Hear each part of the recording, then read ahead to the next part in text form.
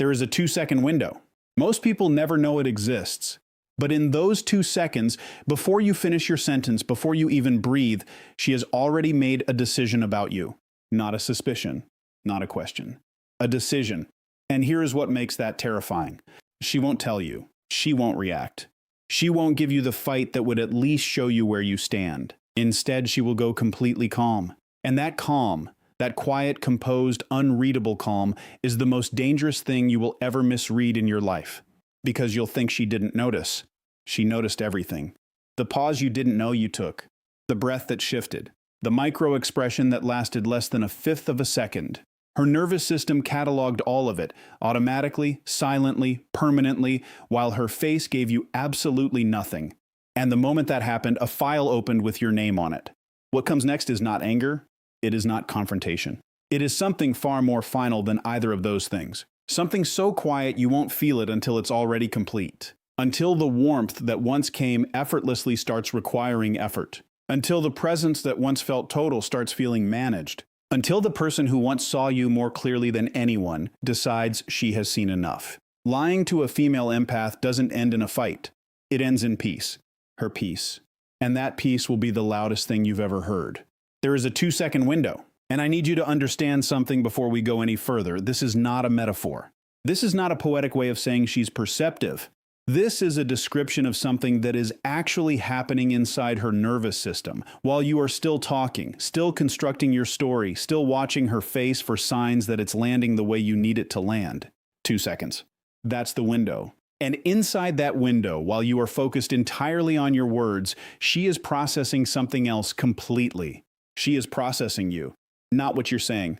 Not the story you've carefully assembled. She is processing the signals your body is producing beneath the story. The ones you have absolutely no control over. The ones you don't even know you're sending. Your vocal pitch shifts when your brain is managing conflicting information. Your breathing pattern changes in ways that are invisible to you but readable to her. Micro-expressions, facial movements that last less than 1/5 of a second, flicker across your face and disappear before your conscious mind even registers they were there. Your posture adjusts.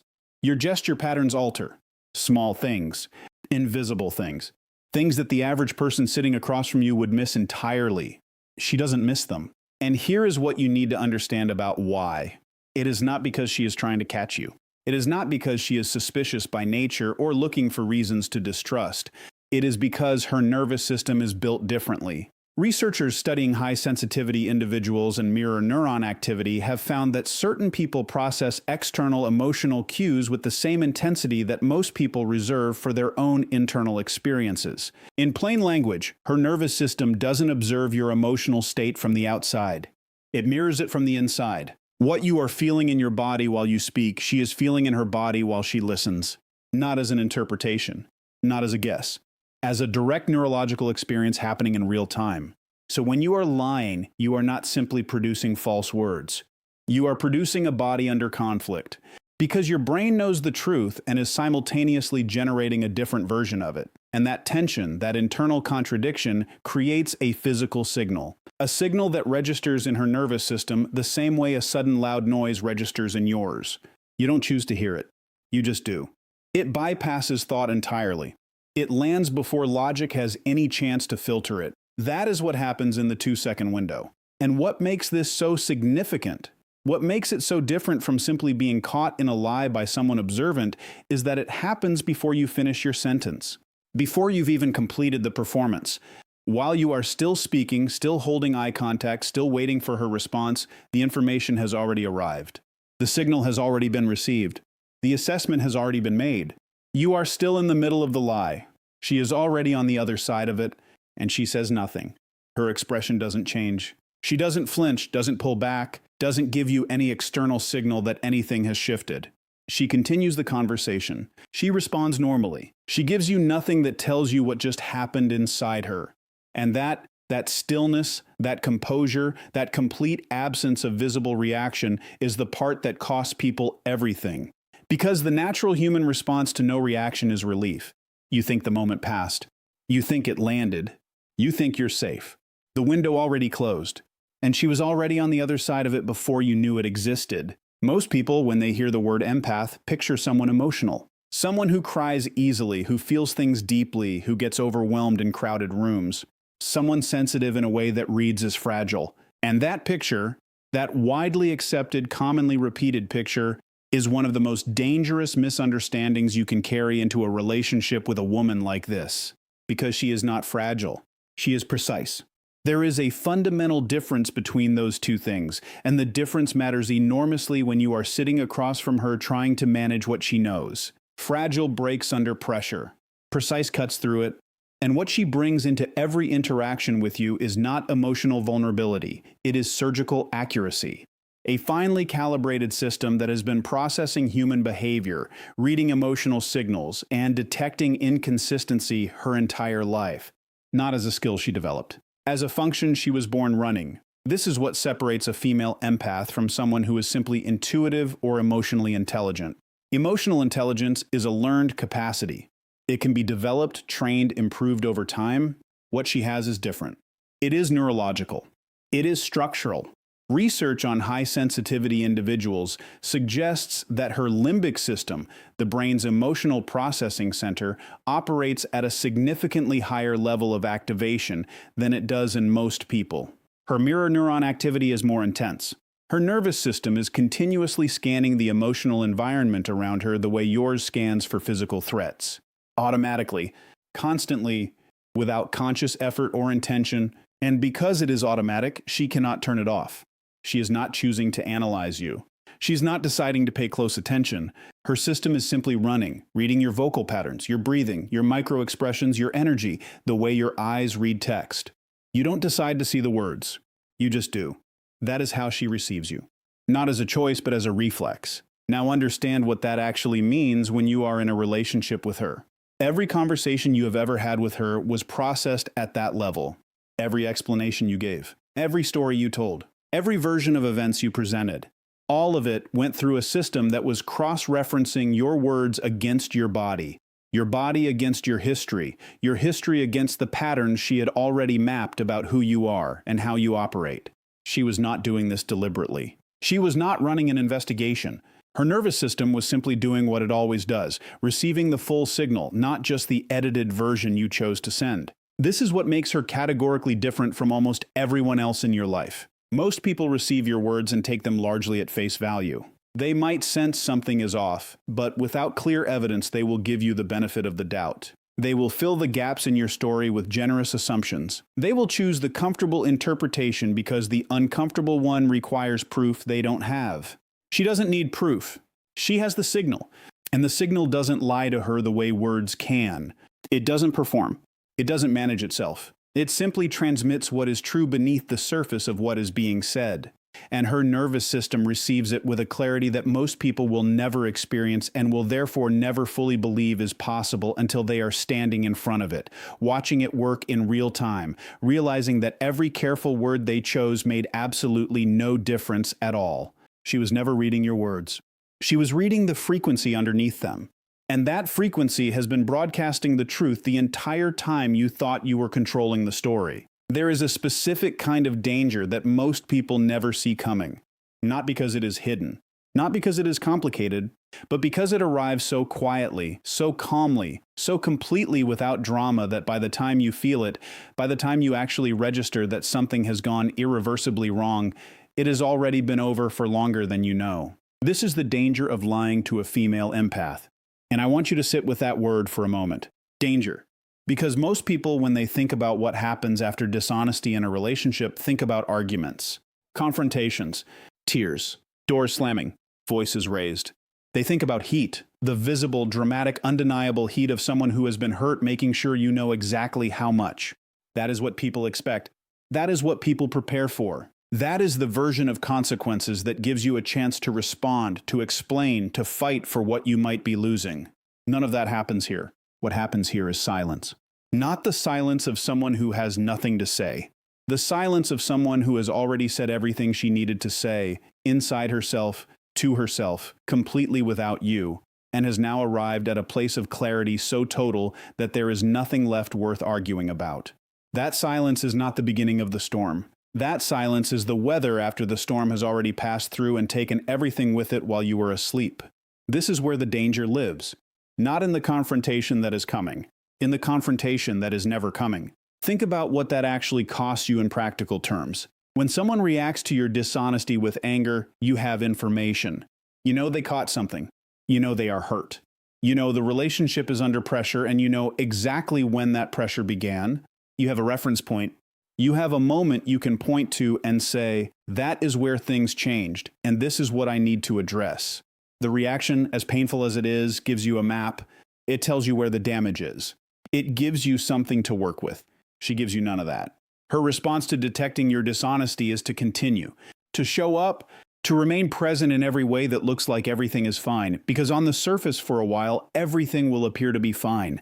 Conversations will continue. Warmth will still be present. She will still laugh with you, still engage with you, still be recognizably herself in the relationship. And you will feel the relief of someone who believes they got away with something, who believes the moment passed without consequence, who believes the story landed the way it was designed to land. But underneath that surface, something has already begun that you cannot see and cannot stop and will not even know to look for. She has begun the process of emotional withdrawal. Not dramatically. Not all at once. Slowly, quietly, deliberately, pulling back the depth of her investment in increments so small that no single day feels noticeably different from the one before it. Like a tide going out, you don't watch the ocean and see the moment it starts receding. You just eventually look up and realize the water that used to be right here is now very far away. That is the mechanics of the danger. And it is dangerous specifically because it gives you no alarm, no warning system, no flashing signal that tells you the thing you value is leaving. It simply leaves, quietly, completely, and with a finality that has nothing to do with emotion and everything to do with a clear-eyed decision made by someone who finished grieving the relationship long before you knew there was anything to grieve. And by the time you feel the distance, by the time the temperature drop becomes undeniable, by the time you reach for the warmth that used to be automatic and find something careful and managed in its place, she has already done the hardest work. She has already processed the loss. She has already sat with the grief of what she thought you were versus what your behavior demonstrated you to be. She has already made peace with the gap between those two things. You are just now arriving at the beginning of something she has already finished. There is a moment in every conversation about empaths where someone in the back of their mind quietly decides this is all metaphor. That words like she feels your energy or she senses the truth are poetic language for something that doesn't actually have a biological explanation. That the whole concept is soft, spiritual, interesting perhaps, but not something rooted in anything measurable or real. I want to dismantle that assumption completely. Because what is happening inside her nervous system when you lie to her is not mystical. It is not metaphorical. It is neurological. It is structural. It is measurable. And understanding the actual science of what is happening does not make this less emotional. It makes the emotional weight of it make complete sense for the first time. Start with the limbic system. This is your brain's emotional processing center. It handles fear, attachment, threat detection, and social bonding. In most people, this system operates quietly in the background of conscious experience.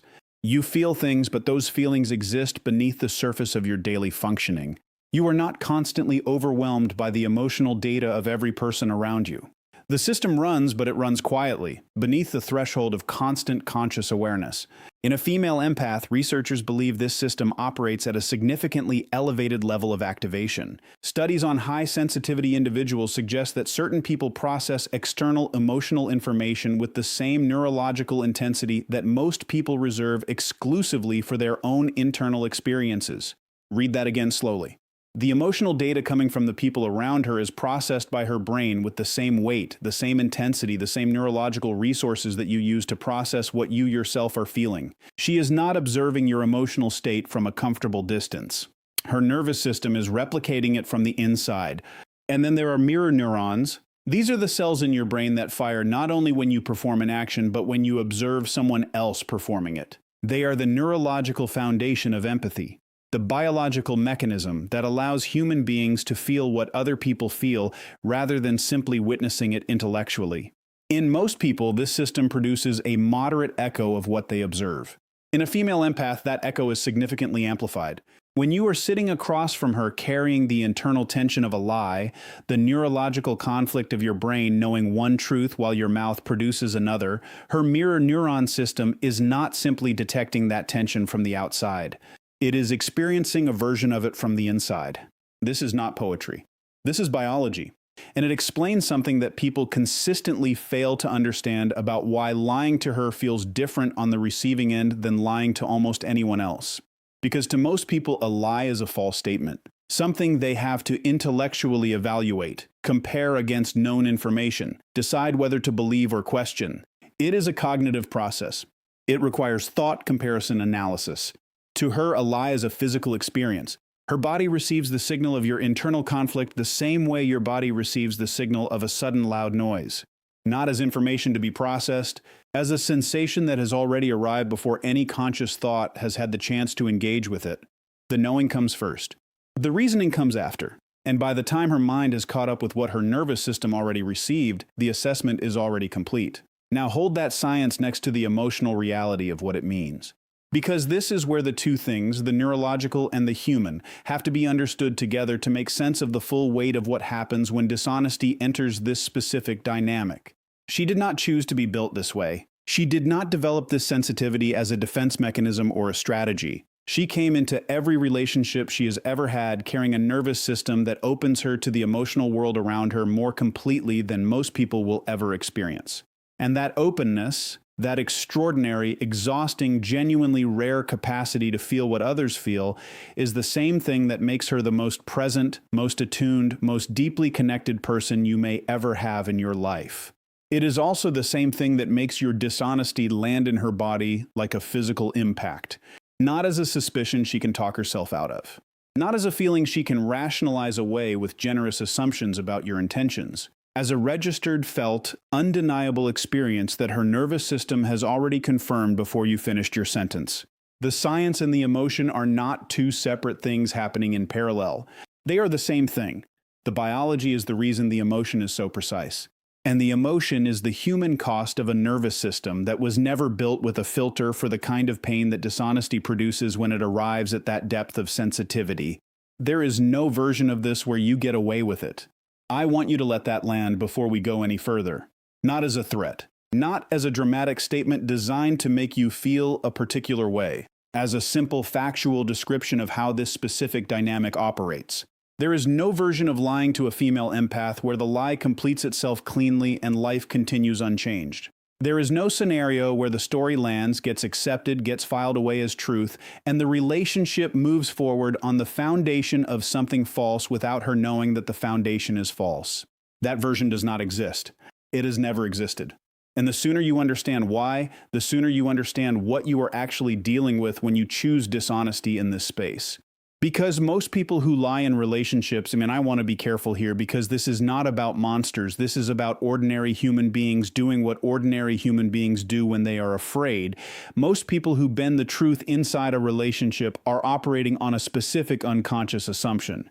The assumption that if the other person doesn't react, the lie worked. That absence of visible response equals successful deception. That calm means acceptance. That the conversation moving forward means the moment passed without consequence. With her, that assumption will cost you everything, because her lack of reaction is not confirmation that nothing happened. It is confirmation that something happened and she has chosen deliberately and consciously not to show you that she knows. And that choice, that disciplined, composed, completely controlled decision to reveal nothing, is not passivity. It is strategy. It is the behavior of someone whose nervous system has already received the full signal of what just occurred and whose mind is now doing something far more significant than reacting. It is cataloging. It is comparing. It is building a case not to use against you in an argument, but to answer a question she is now asking herself with complete seriousness. A question about who you actually are versus who she believed you to be. And here's what makes that question so consequential. She does not answer it quickly. She does not answer it emotionally. She does not answer it in the heat of the moment when feelings are loud and judgment is clouded by hurt. She answers it slowly, quietly, over time through the accumulation of patterns. Through watching how you behave not just in the moments you know are being observed, but in the small, unguarded moments that reveal character more accurately than any single conversation ever could. She is patient in a way that most people never anticipate, because most people expect that if something was going to happen as a result of what they did, it would have happened already. The silence reads as safety. The continued normalcy reads as forgiveness. The absence of confrontation reads as a clean slate. None of those readings are accurate. What the silence actually represents is time. Time she is using not to decide whether she is hurt, she already knows she is hurt, but to decide what that hurt tells her about the structure of what she is in. Whether this was an isolated moment of human weakness or a pattern that has been present longer than she realized and is only now becoming visible in the light of what she now knows. That is the investigation that is running beneath the surface of every normal conversation you are having with her while you believe things are fine. And it is running continuously, automatically, without rest, without you seeing any evidence of it from the outside. This is the thing people never fully grasp until they are standing in the moment where she finally steps back, where the distance that was accumulating invisibly becomes suddenly, undeniably real, where the warmth that used to be effortless is now noticeably absent, where you reach for the connection that used to be automatic and find something measured and careful in its place. People arrive at that moment expecting it to be the beginning of a conversation, expecting that now finally they can address what happened, explain themselves, offer the apology that will open the door back to what was there before. But the conversation she needed to have, she already had, inside herself, without you, over the weeks or months of quiet observation that you mistook for normalcy. And the conclusions she reached in that conversation were not reached in anger or in pain or in the distorted judgment that strong emotion produces. They were reached in clarity, in the specific, unambiguous clarity that arrives only after all the emotion has been fully processed and set aside, and what remains is simply what is true. And truth, once seen clearly by someone built to see it, does not unsee itself because you are finally ready to talk.